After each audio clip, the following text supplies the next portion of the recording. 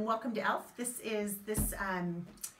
unit is this year we're doing Designs in Nature and Camouflage unit, and this is Center 5. This is the outdoor center, so this is hidden in plain sight. Hopefully the weather will cooperate on this one, but I think we can come up with some stuff no matter what kind of weather it is, as long as it's not too chilly outside. So what we have done is collected just a bag literally of just stuff that's laying around the house. Volunteers, you're welcome to bring in, if you see things that you think might be tricky, you're welcome to bring those in and hide those as well. So the whole idea of this center is pick an area outside the school. And a great place to go might be the tree that's up behind the lower playground.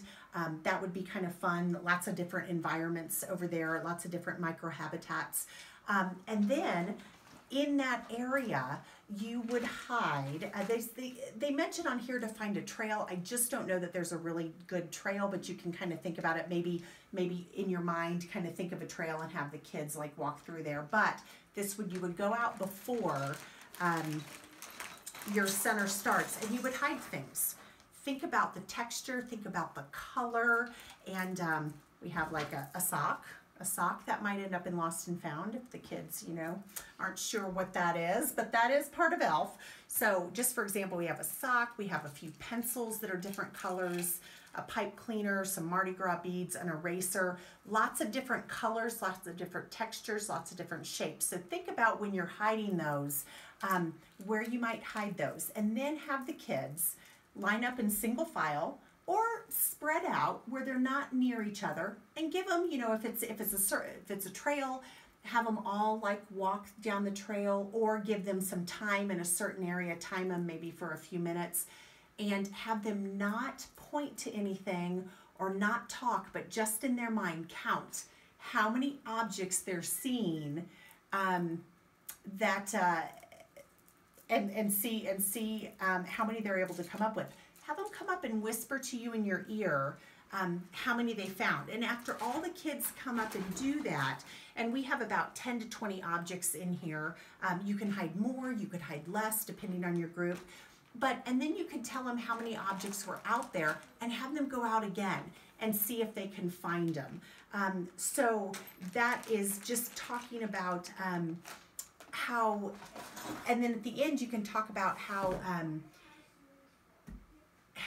animals are camouflaged, how in the microhabitats, maybe you see a bush, and you can talk about what you would need and what texture you'd need to be if you were an animal and you were hiding in there. So maybe there's a bush and you would want to be maybe a tan elongated bug if you were going to hide in that bush. There's also, if you get around to it at the end, and you could hide these too, but we have a packet of bugs here. And what you could do as well is hand out a bug to the kids and ask them each to come up with a good environment. For example, where would an orange spider live? So you talk about a tree. Maybe is the tree in the fall when the bark is well, the bark obviously is brown, but maybe when the leaves are brown, maybe that would be a good place for the spider. You could talk about like what is this? This is a walking stick. But where would this live? Oh, in the green grass. That would be a good camouflage for that bug.